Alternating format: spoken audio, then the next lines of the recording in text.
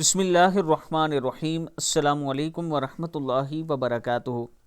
ہر نماز کے بعد اپنی پیشانی کے اگلے حصے پر ہاتھ رکھ کر پڑھیں، یعنی ماتھے پر ہاتھ رکھ کر یہ پڑھیں، انشاءاللہ ہر غم اور پریشانی سے آپ بچے رہیں گے۔ دعا ہے بسم اللہ الرحمن الرحیم، بسم اللہ الذی لا الہ الا هو الرحمن الرحیم، اللہم اذہب عنی الہم والحزن۔ پڑھنے کے بعد ہاتھ کھینچ کر پیشانی تک لائیں۔ فضیلت انشاءاللہ عز و جل ہر غم اور پریشانی سے آپ بچ جائیں گے۔